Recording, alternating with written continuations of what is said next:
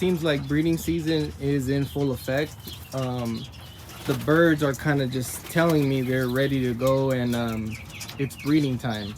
We've had some bad weather here the last few weeks, which is kind of awkward because here in California, where I'm from, we don't get bad weather around this time of year. It's usually already at 100 degrees, and breeding is usually full go.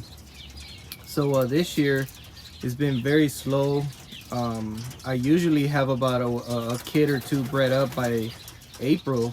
I'm usually training by April. So this year is just kind of awkward year, but we're gonna keep pushing through it. So what I'm gonna show you guys today is the performance that all these birds have, what they do and don't do, and what they bring to the table, what they can offer me and the family of birds we're building. So I was listening to my friend's Keith London's podcast. Real good guy. If you guys don't already listen to his podcast, you guys can find him on Spotify, and he gives out a lot of really good pointers. And the other day I was listening to his podcast about it was actually like a slight response to my video, and loved everything about it, everything he says. But he did mention something about the performance part.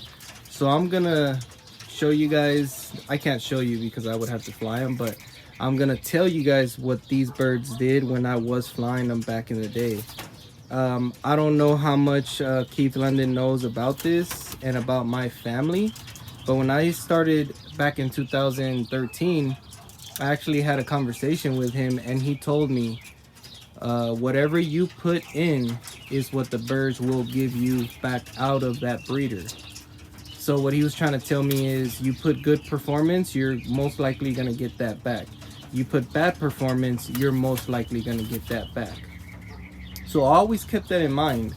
And all these birds here were flown. Every single one of my breeders was flown. That's why I don't have many breeders, because it takes a very long time to fly out birds and get really, really good birds, especially when you know what a good bird is. And because of how tough I am on myself and my birds, I don't stock many birds because they have to be the absolute best. So real quick, this cockbird here, he was a solid 40-foot spinner. And he's not the only one. I bred about 18 birds out of that pair, just like him, and exceptional pigeons.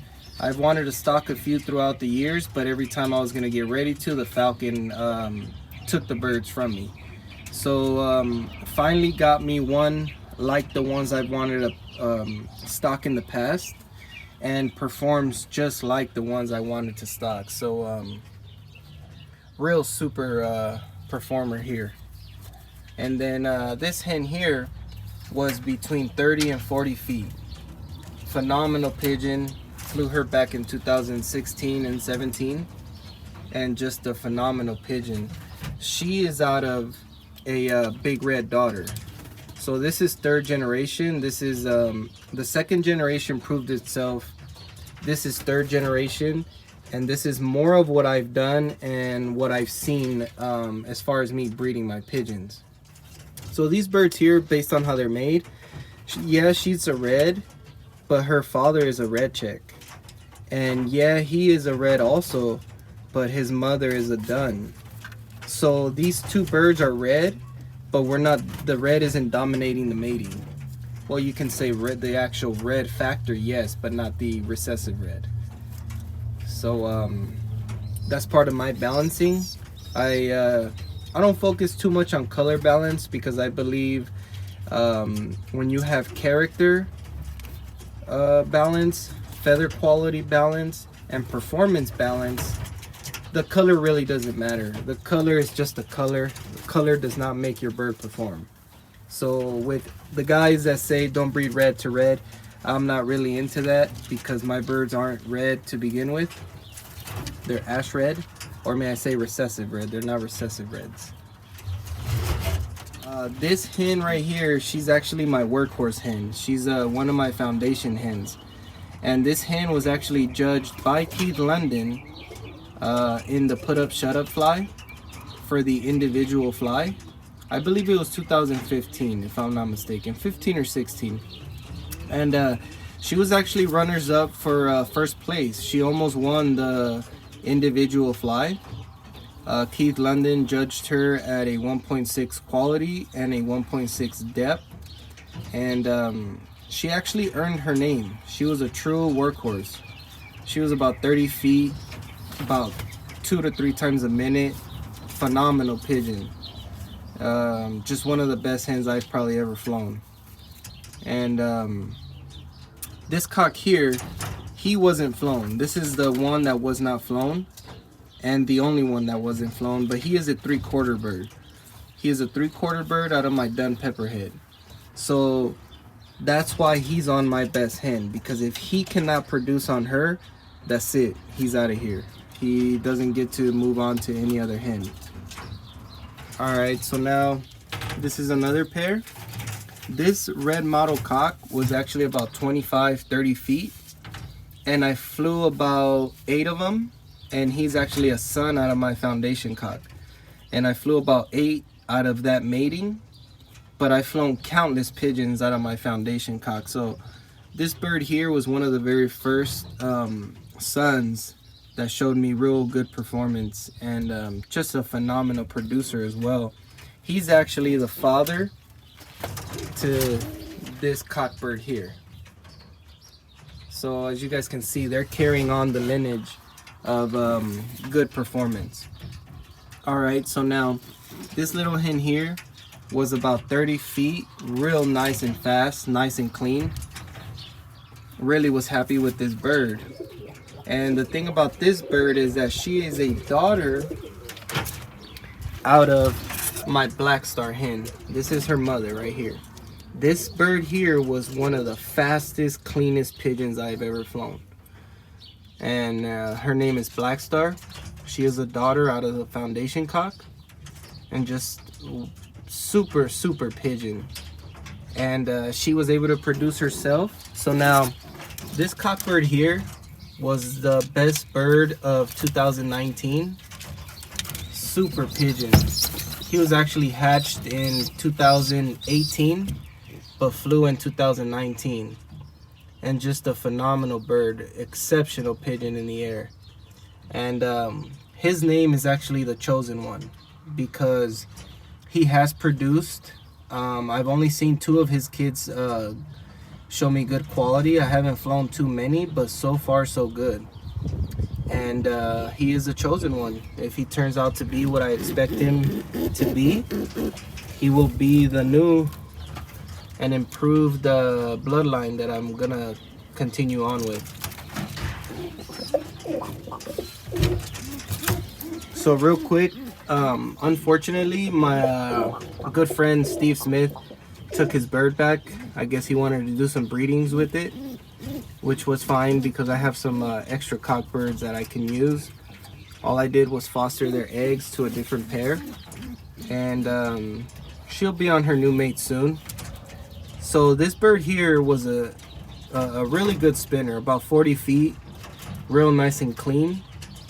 She's actually a daughter out of my workhorse hen with a different cock bird. I bred her to a 40-foot spinner that was a son out of my foundation cock, and came up with her. She was flown out 2 years, back in 16 and 17.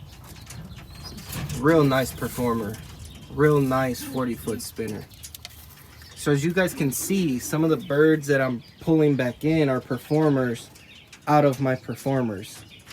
So if any of you guys watched the first video, you guys do want to make sure that you guys build your family around performance first. Relation has nothing to do with a performing family. Just on the first video, I was trying to keep it simple and not take too much of your guys' time. But now, this is part 2, and hopefully you guys understand a little bit of the explanation that goes into building your family. So now what I got here is a half brother to my foundation cock. This cockbird here was flown out by Alton Davis, and he was a nice solid 30-40 foot spinner. At least that's what Alton told me. This bird was flown out for a few seasons, and I actually really like the bird, so hopefully he produces himself. Now this hen here is a daughter out of this cockbird here.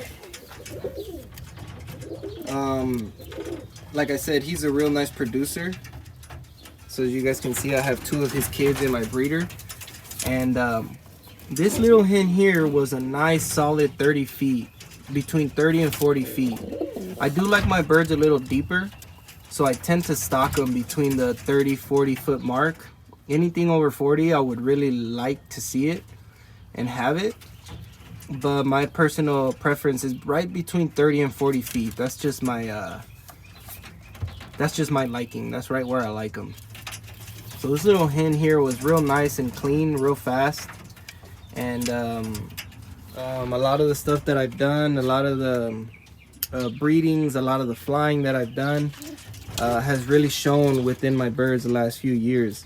And like I was telling you guys in part 1, hopefully I'm able to compete with these birds so I can really show what I got going. Just like Keith London said, the family's built, you did what you had to do.